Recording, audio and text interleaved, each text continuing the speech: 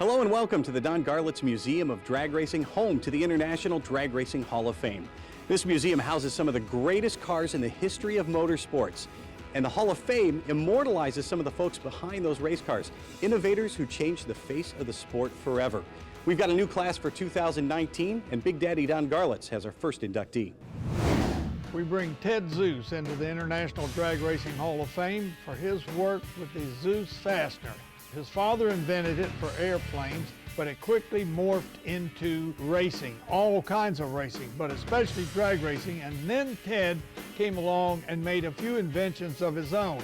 He's got a quick release for the oil, so you can drain your oil quickly.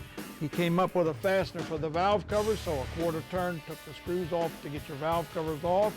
And he realized that drag racing was a sport where you had to repair things quick, and he was always there trying to come up with new innovations. So welcome into the Hall of Fame, Ted Zeus.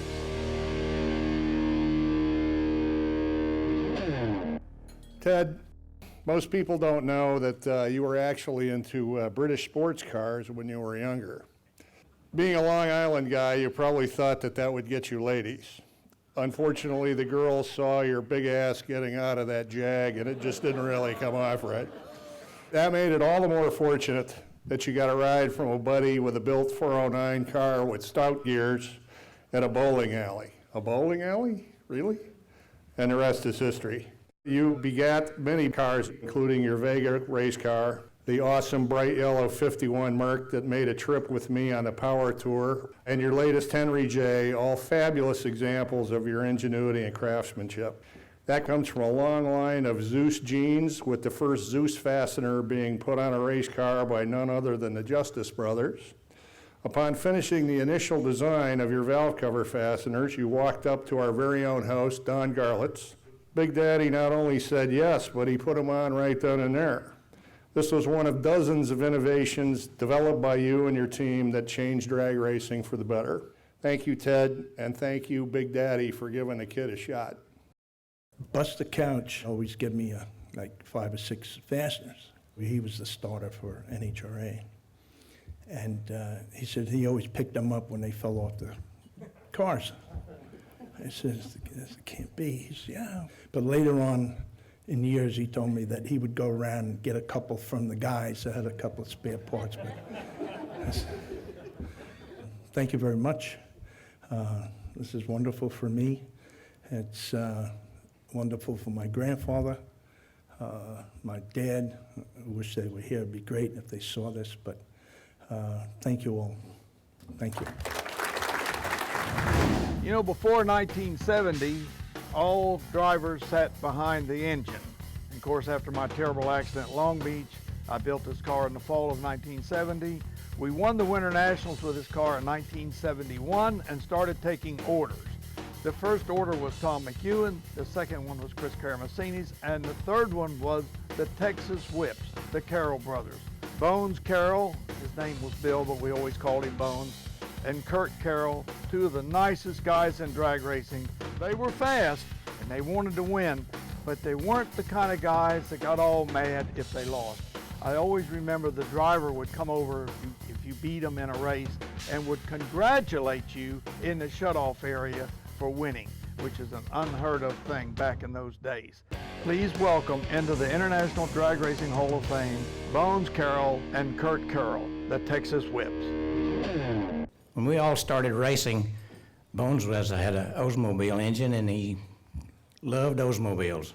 And I worked at a speed shop, and Kurt came over and mentioned to me, he said, I'd like to build a Chrysler and put in that car, and we've got to do it secretly because we can't tell Bones. And Bones was supposed to meet us at Amarillo that next race, and we showed up with that Chrysler in that car, and he looked at that, and he said, what have y'all done to my car? And he walked away from us. Well, we ran pretty good, and Bones came back over after about the third round. He said, I've changed my mind. You guys made a good decision. Kurt died earlier than Bill. Bill had retired in '80, and Kurt ran the car by himself and me, if you can believe that. But he retired in '84. Someone said, about the time that he died in 92 that 3 racers died. Kurt, Keith Black, and someone else, I don't remember the name. And they asked, do you think it's possible God was forming a race and needed some experts? I would ask the drivers or the crew members and my family, would you please stand?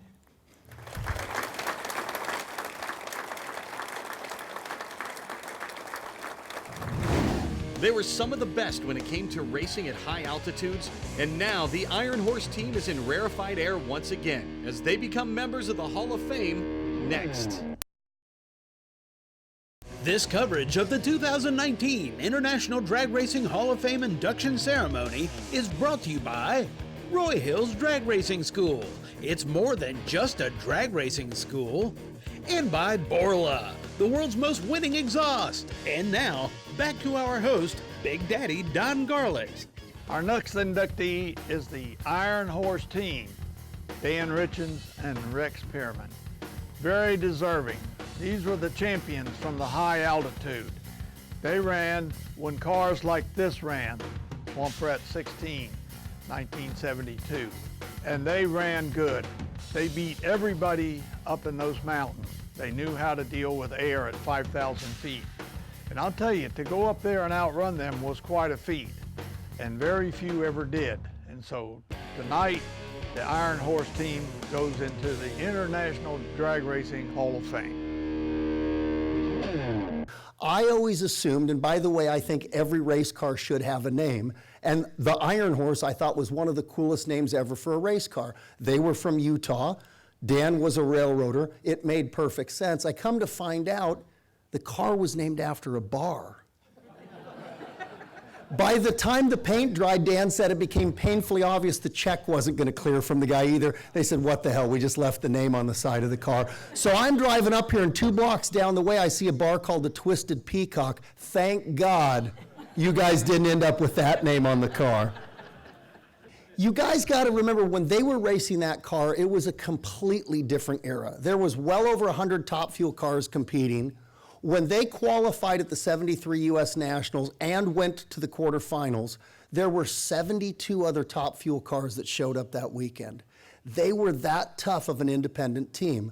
They both worked full-time jobs, Dan on the railroad. Rex had a service shop. He had a gas station for a while, and the car was based out of that service shop. These were 2 guys with families that loaded their cars, and except for Salt Lake City, nothing was close to them. And let me tell you, there was some tough race cars out of Utah, but there was none tougher. They were having a race in Fremont and Orange County back to back. And the first run, I'm lined up a little bit crooked, and I just about drove it off the track before I got it shut down. And the announcer says, well, the horse is headed for the pasture. Those boys are going to have to do a lot better. This really upset my dad. And I said, we'll be okay, Dad. And I run low ET. That night after dinner, Don Garlett's crew guy comes up and says, I'm buying you guys a drink. Don made 2 extra runs trying to get that low ET away from you. About then, the drinks came that we had ordered, and his crew guy took 1 sip of his and spit in the drink and said, I didn't order that. And just about then, Don walked up, picked up the same glass and took a drink and said, oh. And nobody at that table had any courage to tell him what had just happened till now. I'd like to thank Steve Gibbs and many of the early leaders of NHRA that kind of took a little pity on us, I guess. Sometimes we'd have to win first round to get money to go back home. And, that gives you a lot of incentive to put a little more nitro. I blame my father for my lack of respect for speed. I wanted to go fast. He never did. I don't think he ever passed a car in his life. My dad was kind of the opposite. When I was 14, he bought a brand new 57 DeSoto Firefly wagon. Yeah, it had a Hemi. And Dad used to say, let's stretch her legs. And he'd run her up to 100 miles an hour. And these were 2-lane roads back in those days. So Rex and I both love speed, but we got there different ways. After several driver things, I said to Dan, you need to drive now. How great that turned out to be, because in all the time that we ran together, Dan had one red light, and that wasn't his fault. I was the driver, but the sport of drag racing is not an I sport, it's a we sport. The driver gets most of the credit, but it's all the people in the background that make up the we that make these things go. When we return, the names Ruff and Dakin struck fear into the hearts of competitors all over the Midwest in the 1970s, and next, they find their rightful place in the Hall of Fame. Welcome back to the International Drag Racing Hall of Fame. To introduce the next member of this year's class, once again, here's the man they call Big Daddy. Our next inductees, Dakin and Ruff. Pat Dakin and Gary Ruff. And this is their era. Notice the conspicuous absence of major sponsors. The guys' names are on the card, just like Dakin and Ruff were. Two guys, they each had jobs. Dakin was in fabrication and Ruff was a policeman. They put their money together, they had a top fuel car, and they could run with the best. And tonight we induct them into the International Drag Racing Hall of Fame. Pat Dakin still has a top fuel car. He's a little old to be driving, but not as old as Karamazini is, but he's pushing it. Karamazini's still got hair, Pat Dakin doesn't. When I very first met Dale was probably in the late 60s, and he came up to me and he says, Dakin, he says, I just came from the doctor. And he said, I got a pretty strange disease I got. I said, well, what is that, Dale? He said, well, I just came from him, and he told me, he said, I can drink all your beer that I want, but I just can't buy any. And he's lived up to that for the rest of his life. Gary Rupp met Pat Dakin in about 1967. Pat started driving his car. Gary was a policeman in Dayton, Ohio. He got asked to resign because he had a bad attitude. Can't imagine Gary acting like that. I got one Darn Garlits t-shirt left. I used to clean my race cars with it because I hated him. But I still do have one left. He's the greatest drag racer there ever was, in my opinion. And we raced him week in and week out at 1,000 foot. Hang on, boy, here he come. And if you didn't get him in early in round 1 or 2, you might as well go home. Pat Dakin, Gary Rupp, we raced together back in the 70s, had a great time. Along the way, they won 2 NHRA national races, 5 IHRA national races, world champion in 1986 in IHRA, so they really had a good career. This is quite an honor. I'd like to thank everyone for it. The best thing about this adventure that I've been going on for most of my life is probably the people that you meet and the friends that you acquire over this amount of time and that are still around. We were lucky to race in the period of time that we did. We just had a wonderful time. Lots of cars, a lot of small tracks that we went to, and the Midwest had a lot of top fuel racers, whether you people know it or not. We had a bunch of them, and we were lucky to be able to race with this batch. We could go anywhere and qualify with just about any field, and we felt really good and lucky to race when we did. And Mr. Garlits was the top of my racing career. I went to Maple Grove. And we whipped his ass twice that day. He was so mad he wouldn't even come back up the track. He sent TC to get the trailer to come down and get him. So that's probably the best of my career was right there. I've got my whole crew with me here. Rick Shields, well, the first crew member we had, and I think Gary drug him out of high school to go to our first race with us. And at that time, everything was, you didn't pay anybody. It was all, they went because they wanted to race. They dearly loved to race. And a lot of times we'd have to stop at the local bar and pick up an extra crewman or two to go where we were going. So that's all I got to say about it. Thank you all. Up next, a true Renaissance man in the motorsports world becomes a Hall of Famer. Announcer, businessman, and racer Mike Lewis next.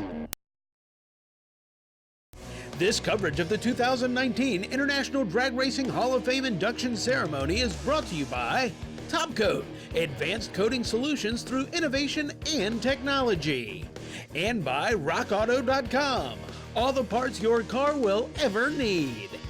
Now back to our host, Big Daddy Don Garlett. Our next inductee is Mike Lewis, who works for Don Schumacher Racing, but he didn't always work there. I remember him from Maple Grove Dragway in Reading, Pennsylvania. He was a great promoter, and he ran the Dutch Classic on a Wednesday night. Now, we all loved that because we could do our weekend races and then go over to Maple Grove and run on Wednesday. And this Dutch Classic was an important race. So it's with great honor that we put Mike Lewis into the International Drag Racing Hall of Fame. Mike Lewis literally has done everything in drag racing. In 1961, his grandpa said, Mike, let's see how much drag strip we can build on the property here in Pennsylvania. They had an old truck, they put a line on the tire, they rolled out one revolution, they measured it. His grandpa said, okay, Mike, I'm gonna drive this thing till I don't think we're gonna have enough shutdown area left. You count the revolutions. And that little piece of land became, the next year, in 1962, Maple Grove Raceway. Mike literally went from making snow cones in the snack bar to the president of the facility. He spent 6 years at NHRA as the vice president of field operations, went to Indianapolis Raceway Park for 3 more years, was the general manager there, was the executive director of Pro. 17 years ago, Mike accepted the vice president position at Don Schumacher Racing, and I met him shortly after that. God, Don could talk for half an hour, and everybody at DSR can get up and tell you that Mike Lewis is a pleasure to work for and just a pleasure to listen to. He does so much stuff for us. He MCs events, he coordinates sponsor activities, he introduces us drivers under the DSR tents every Sunday morning. He's just one of those guys with a velvet voice. He and his brother co-owned a Top Fuel car, the Sparkling Burgundy, but Mike didn't get a lot of seat time. He actually later had an IHRA license. Mike got a ride in Nostalgia Funny cars, a blown alcohol Fiat. Not that long ago, went 278 miles an hour. He's one of the fastest fuel-altered competitors out there. This is a world-class man, and I think I can now officially say a member of the International Drag Racing Hall of Fame, Mike Lewis. My family built Maple Grove across the street from where I lived. And most of you have been to Maple Grove one time or another. To those of you that have raced there, thank you for entertaining our fans. Many of you have worked there in one capacity or another. I'm very proud to represent Maple Grove, my family, and everything we accomplished in the early years. 1964 was the year that Maple Grove expanded to a quarter mile. We got to see our first nitro cars. And in September, my grandfather, a very quiet man, asked me to come to the timing tower and said 5 words that changed my life. I need you to announce. I was 15 and scared to death. I feel a little bit like this looking at all of you tonight. But I had many more opportunities to announce and took some public speaking courses and got a little bit better at it and did 23 years with the NHRA national events and a couple Indy 500s. And I've heard Dave McClellan mentioned, I've heard Bernie Partridge mentioned, Steve Evans. Those were the people that I worked with at first and looked up to and still do. I did race Top Fuel with Dave Robinson, and we did qualify in 1970, but it wasn't a partnership that was going to last a long time. By the time we got back to Pennsylvania, I was dead certain I wanted to build another Top Fuel car, and I did it with my brother Kent. But my dad had a different idea. He said, I think you should work with me and manage Maple Grove. And of course, that meant I wouldn't be able to drive the car. The car was finished, sitting in the garage, ready to start with my name on it, and I never drove it again. Kent would take the car, and then the Sparkling Burgundy cars in years to come. I'd run Maple Grove, Kent would take off and go racing with our partners all over the country. But I loved it. Working with you, Don, has been a blessing. Working with your family, Sarah, Megan, Tony, of course. I think Tony probably gave you my phone number, or Maz. But thank you for the opportunity. And thank you tonight. All of the DSR drivers are here, the finest collection of drivers and brand ambassadors in the sport. And to wrap it all up, I'm a lucky kid from a modest home in Pennsylvania with a passion for drag racing and some great friends who helped me get to this stage tonight. Don, thank you, and to your whole family for bringing all of us together for 29 years. Everything you've done on the drag strip is important, but this may outrank all of it in your legacy. God bless. To all the sponsors, to Don Schumacher and Linda, who were inducted in the Hall of Fame of America Tuesday, congratulations. Thank you very much. I'm honored. I'll remember this night forever.